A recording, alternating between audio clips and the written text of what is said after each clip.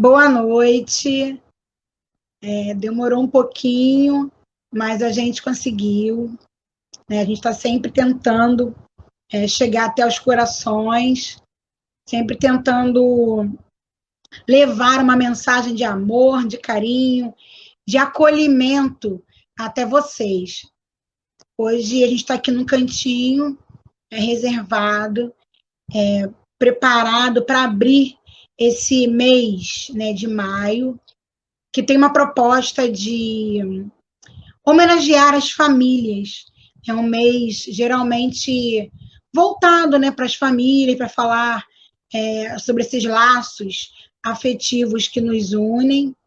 Então, a gente está trazendo um abraço, um carinho de cada lar, né, de cada pessoa do Grêmio, e querendo dizer que estamos tentando, aos poucos, levar um pouquinho de carinho a cada lar que passa por dificuldades ou não.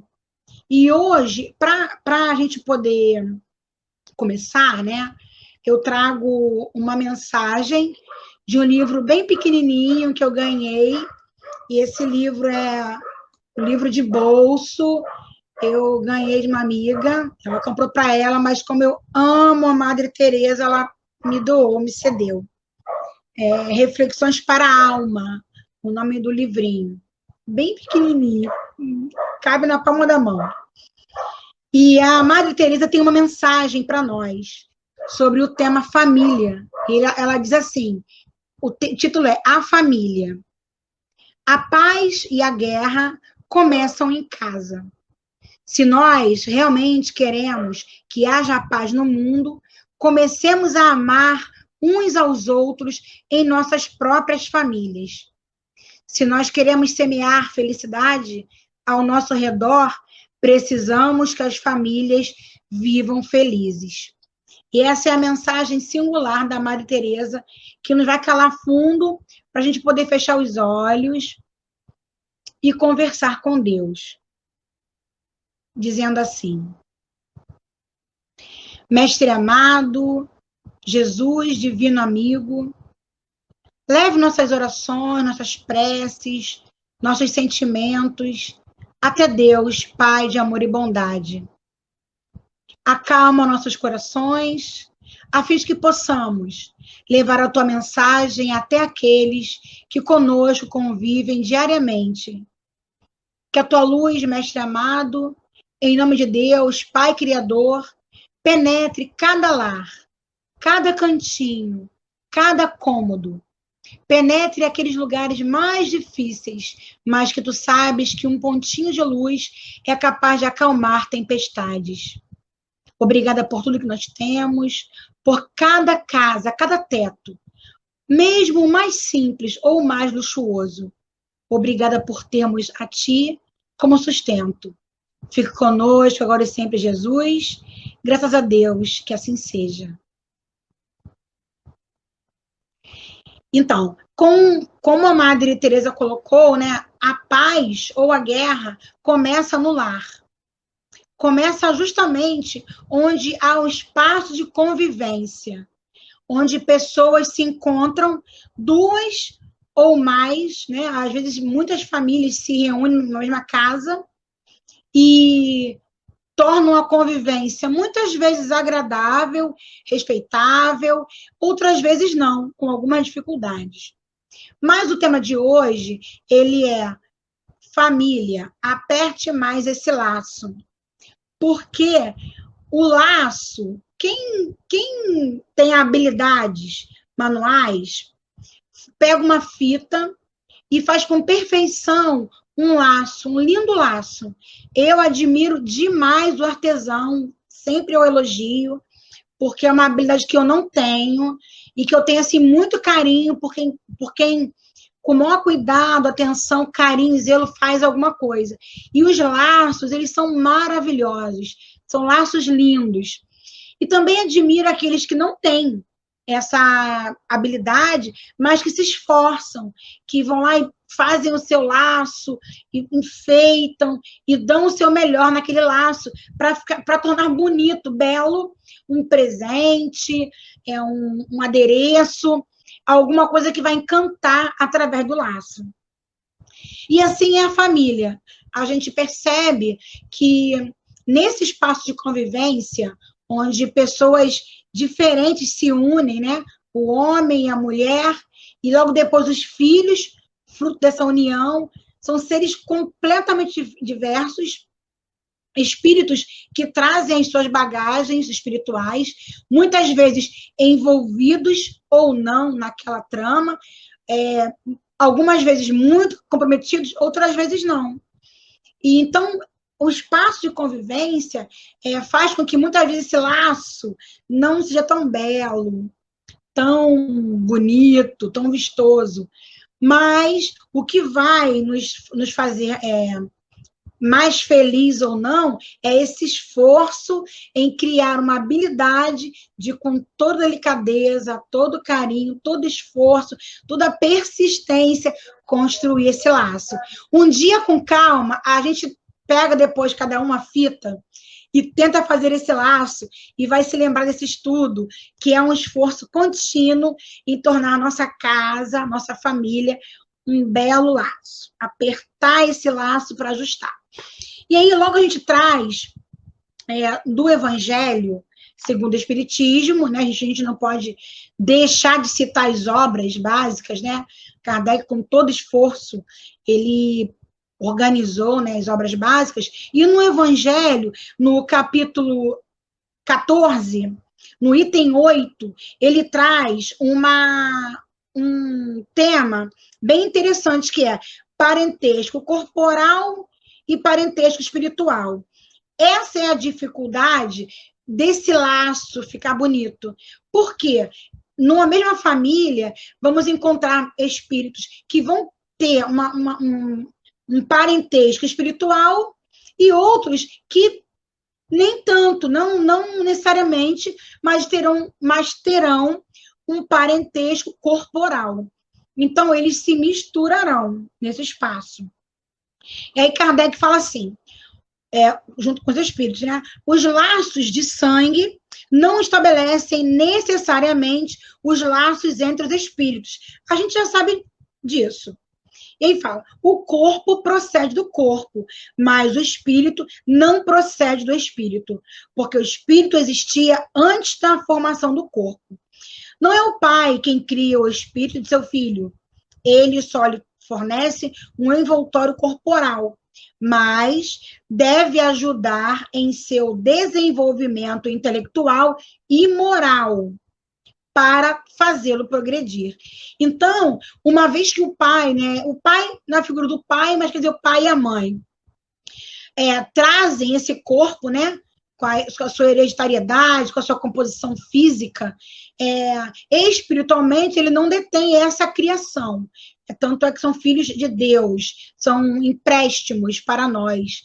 Mas ele depende dos pais, esse conduzir, né, a uma vida feliz, a uma vida educada, planejada, no sentido de planejamento de futuro, né?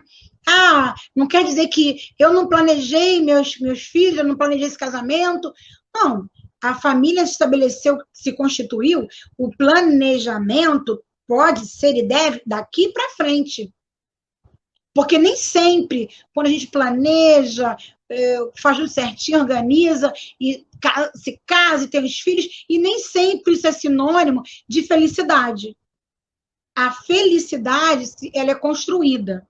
E aí Kardec fala assim, os espíritos que encarnam numa mesma família, sobretudo como parentes próximos, muito frequentemente são espíritos simpáticos, unidos por relações anteriores, que se traduzem em sua afeição durante a vida terrestre.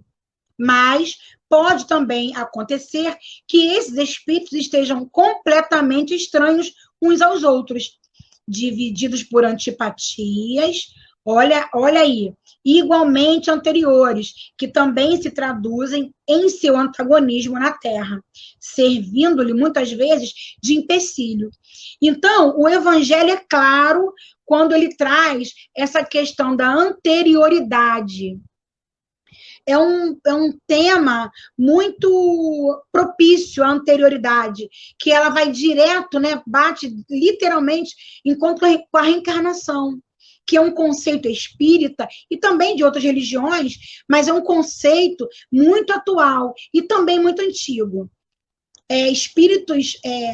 Povos antigos, já quando ocorria o desencarne dos seres daquele lugar, colocavam o corpo na figura, novamente, de um feto, né, no formato fetal, com a intenção de que, ao retornarem ao mundo espiritual, pudessem reencarnar. Então, a gente percebe que existe muita afinidade entre os espíritos que estão na mesma casa e também algumas dificuldades entre alguns seres. E aí eu vou trazer para vocês um pouco de história, né, que eu gosto muito de pesquisar, de estudar. É uma área que eu gosto de estudar, é essa área da história antiga do cristianismo, a história antiga bíblica, né, lá atrás no judaísmo, os povos hebreus, é uma parte que me toca muito. E a gente pesquisou, eu vou ler, porque o tempo é bem curtinho, eu vou estar lendo para a gente, para ser um pouco mais fácil. A família é um projeto de Deus. A família constitui o centro essencial de nossos reflexos do passado, sejam eles agradáveis ou não. Assim, é ela o celeiro para a produção e regeneração de seus integrantes. Quem está falando isso para a gente é Emmanuel. E aí lá vem a história. A família na época antiga. Todas as expressões religiosas e ritos eram apresentados em família. Deus era considerado pai, e isso tornava o relacionamento familiar mais afetivo. Cada membro da família era importante, e seu valor era de acordo com os papéis que desenvolviam na sociedade e no lar. O ambiente familiar era cultivado sempre próximo e junto a uma refeição. Antes de uma refeição, os familiares conversavam, traziam algumas questões, e durante a refeição também. Lá atrás, no século X a.C., não existia templo, não existia nenhum tipo de templo. Existiam tribos, clãs, e que no futuro vieram surgir os templos. Cada pessoa da família era sagrada. A mulher representava a sabedoria, e o pai a prosperidade e a proteção. O homem saía para caçar, era muito perigoso, eles viviam em florestas. E a criança era considerada inocente, pura. Portanto, deveria ser protegida, amada, instruída. A religião, depois do surgimento do templo, afastou as famílias. Então, essa pesquisa não é minha sozinha, né? Eu andei pesquisando de algumas pessoas, estudiosos formais. O que está querendo dizer para a gente? Que antigamente, quando não existia o templo físico, né, a igreja em si, o que acontecia? As famílias se reuniam, elas conversavam, elas falavam de assuntos nobres, as pessoas eram valorizadas, eram mais amadas, respeitadas, oravam dentro da família, cultuavam esse Deus único, no caso dos hebreus, né? E os judeus, eles cultivavam o Deus único, o seu Deus, mas era o Deus daquela família. E toda vez que os clãs se misturavam, mesmo que houvessem deuses diferentes, né, de alguns povos, o culto era dentro do lar. Isso é muito importante. Volta e meia, a gente traz esse ensinamento. E aí ele fala assim, que na agricultura é preciso conhecer as estações. Isso é um conceito muito específico da antiguidade. Por que fala isso? Porque fala o seguinte, as famílias têm fases. Criança, jovens, adultos e velhos. O que é isso? É valorizar cada etapa do desenvolvimento. Valorizar em que fase aquela criança está, aquele ser está, como o pai, a mãe, o avô, a avó, quem convive ali, em que fase está no acompanhamento dessa criança. Isso faz com que os laços sejam estreitados. Por quê? Algumas pessoas acreditam, né? Cresceu, já cresceu, já pode andar sozinho por aí, já não precisa mais fazer aqui o culto no lar, não precisa mais fazer prece, já não vai muitas vezes para uma religião, né, que às vezes os pais até apresentaram, mas se desde o ventre ou desde quando se percebeu cristão, ali a importância de Deus na família, se foi apresentado de alguma forma a oração, o respeito mútuo, o respeito à natureza, que Deus é a natureza, esse ser vai cultivar dentro dele algo tão forte que ele levará para a sua próxima encarnação e até mesmo para a sua vida cotidiana. E aí, com isso, a gente vai trazer uma história muito bonitinha. É a história do livro E para o Resto da Vida. É um livro bem conhecido, deixa eu pegar ele aqui para vocês, esse livrinho aqui, E para o Resto da Vida, um livro que foi apresentado a mim muito tempo atrás, nossa, muito tempo atrás, e tem uma história aqui que vai falar desse cuidado, desse apertar mais esse laço, desse tornar o laço entre as pessoas, materialmente falando e espiritualmente falando, mais bonito. Eu vou ler a história, que é uma gracinha. O nome da história é O Penteado. O Penteado. Eu até fiz um penteado hoje aqui, para vocês me verem mais bonita. O Penteado. Por que há de você perder seu bom humor torcendo seu cabelo nessa barafunda?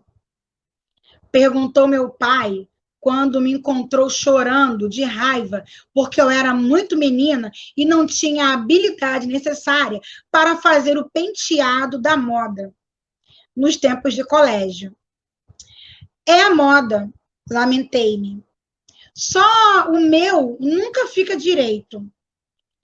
Olhando-me gravemente, papai sugeriu. Observem que é o pai falando com a filha. Divida o cabelo ao meio, penteie-o para trás e amarre-o com uma fita.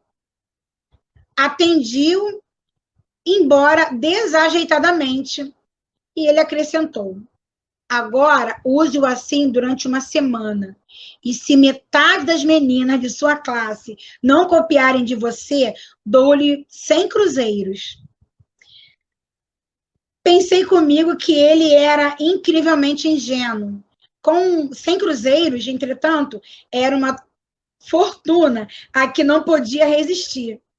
Tivesse eu chegado à aula vestida com uma camisola de dormir, minha agonia não teria sido maior. Mas, quando a semana acabou, quase todas as meninas de minha classe estavam usando cabelos separados ao meio, atados atrás com uma fita. Quando narrei o acontecido para meu pai, ele comentou: nunca tenha medo de uma ideia própria, e se ela for certa, siga adiante, sem se importar com o que faça toda essa gente. E embora tivesse ganho a aposta, deu-me os 100 cruzeiros. Papai nunca poderia imaginar o quanto essa lição tão simples reforçou a minha personalidade e auxiliou-me principalmente em situações em que, como sempre acontece, a pressão dos grupos ameaça anular-nos e nos converter em simples robôs. Então, essa história desse livro E para o Resto da Vida, porque são histórias que são levadas para o resto da vida, mostra o carinho, o amor, a preocupação desse pai com uma filha que, na sua agonia, né, na sua aflição infantil, tinha um conflito com o cabelo, com o penteado. E ele encontrou uma estratégia, uma maneira de fazer com que ela confiasse nela mesma, acreditasse na sua capacidade e, mais que isso, levasse para frente uma ideia nova. Olha quanto carinho não cabe num relacionamento entre pai e filha. E muitas vezes o laço familiar, ele não é feito direitinho, apertadinho, porque o pai deixa para a mãe essa função, a mãe diz que aquilo não é para a mãe, é para o pai, e às vezes esse laço afetivo entre pais e filhos, irmãos, marido e mulher, não é cultivado, não é elaborado, por mais difícil que seja. Precisamos apertar esse laço com estratégias de carinho, com formas mais diversas, por mais difíceis que sejam. E aí tem um livro que não é espírita, um livro chamado A Revolução do Afeto. É um livro bem interessante. A capa dele traz um computador, um notebook, e uma flor no meio. Um dos temas que tem a ver com essa imagem vai ser também trabalhado aqui nesse mês de maio. E nessa revolução do afeto, o Silvio Bittencourt, ele é maravilhoso, uma pessoa simples, estudada, mas muito sensível. Ele traz um pedacinho de algo que pode fazer com que a gente, no dia a dia, aperte mais esse laço. O título da página se chama Perfume de Café. E fala assim: hoje de manhã, acordei bem cedo e fui fazer café. Arrumei a mesa, colocando a louça e os talheres do dia a dia, confiante que em pouco tempo estariam ali sentados pessoas muito especiais, sem as quais nada faria sentido a minha vida. Durante essa arrumação, fui pondo sobre a mesa, uma a uma, as comidas preferidas para o de jejum de cada uma dessas pessoas. Uma gosta de Nutella com banana, outra de pãozinho com manteiga. Um menino adora bolo, o outro gosta de leite com chocolate. Mamão para mamãe, e assim vai o afeto se transformando em cuidado. Então, essa revolução do afeto que ele traz para a gente é esse olhar, é esse carinho, é essa estratégia que, embora difícil, tanto o pai quanto a mãe, nesse caso era o pai também, vão criando mecanismos que fazem com que essa casa, esse lugar, esse lar, se torne um pouco mais afetuoso. Embora uma tempestade ocorra, logo depois vem o sol vai brilhar. E o sol brilhando é o quê? É o carinho, é o toque, é o perdão, é a forma carinhosa de dizer, olha, eu te amo, apesar das nossas dificuldades, é possível conseguir trilhar. Muitas vezes não dá. Claro que o Espiritismo ele não é contra o divórcio. No Livro dos Espíritos fala sobre o divórcio no sentido de, para que mal maior não ocorra, é melhor que se separem. Porque muitas vezes a gente vê na televisão reportagens horríveis. Então, para que o mal maior não ocorra, é melhor o divórcio. No caso, aqui em específico, hoje, estamos falando sobre família, aperte mais esse laço. É ajustar os pontos com carinho, com afeto, com respeito, com disciplina, com tudo que merece uma família e precisa, mas sem esquecer as formas, as maneiras pelas quais a gente pode adoçar, acalmar, refrescar algo que muitas vezes, cotidianamente, pode se tornar difícil e até mesmo desagradável.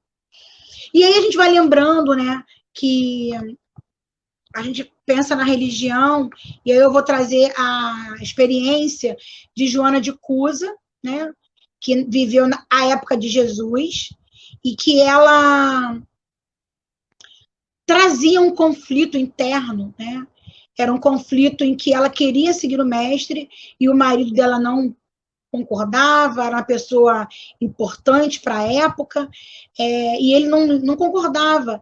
E Jesus simplesmente fala assim para ela: Joana, só há um Deus, que é o nosso Pai, e só existe uma fé para as nossas relações com o seu amor. Não passam de vícios populares, muitas vezes, nos hábitos exteriores. Todos os templos da terra são de pedra. Eu venho, em nome de Deus, abrir o templo da fé viva no coração dos homens. Entre os sinceros discípulos do Evangelho e os erros milenários do mundo, Começa a travar-se um combate sem sangue da redenção espiritual. Agradece ao Pai o haver te julgado digna do bom trabalho, desde agora. Teu esposo não te compreende a alma sensível? Compreender-te-á um dia. É liviano ou indiferente? Ama-o mesmo assim. Não te acharias ligada a ele se não houvesse para isso razão justa. Servindo com amorosa dedicação, estarás cumprindo a vontade de Deus. Falas-me de teus receios e de tuas dúvidas. Deves, pelo Evangelho, amá-lo ainda mais. Os sãos não precisam de médicos. Além disso, não poderemos colher uvas nos abrolhos, mas podemos amanhar o solo que produziu cardos envenenados, a fim de cultivar nele mesmo a videira maravilhosa do amor e da vida. Então, Jesus fala para Joana, volta para tua casa, mas poderia falar para o marido, para o pai, né? Volta para tua casa, mesmo que tua esposa não comungue os mesmos ideais. Para o filho, volte para seu lar, rapaz, moça, mesmo que seus pais não comunguem os seus ideais. E pede para que ame, apesar da divergência, apesar de muitas vezes nos sentirmos sozinhos. Porque ao amar está o respeito, está a oração por aquelas pessoas. O amor também está nos pequenos gestos do dia a dia. Nem sempre comungar o mesmo ideal é o que nós iremos ter nessa encarnação. Mas iremos cultivar aos poucos o amor, o perdão, a concórdia, né, a reciprocidade e a caridade, que é entender o outro, aceitar o outro como o outro é. Também a gente traz vários exemplos no Evangelho, são vários, né, de mulheres e homens que testemunharam no lar uma forma difícil, agressiva muitas vezes, mas que foram até o fim, tendo coragem, não desanimando. Certamente, não deve ser fácil, muitas vezes, algumas fases que vamos passar nas nossas vidas. Não deve ser fácil. Não estamos aqui nesse mundo para a felicidade. Né? O mestre falou muitas vezes, a felicidade não é desse mundo. Então, vamos experimentar, pela misericórdia de Deus, pelo seu amor infinito, momentos felizes, momentos alegres, momentos de calma.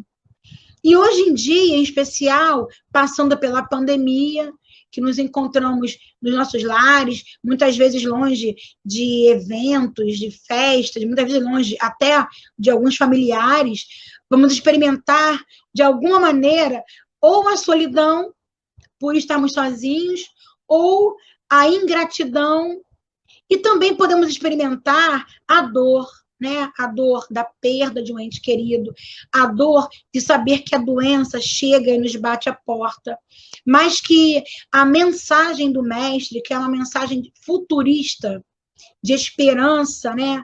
Possa nos carregar os dias, dizendo, calma, hoje, né, a tempestade chega, mas amanhã há de brilhar um sol, há de termos outras oportunidades.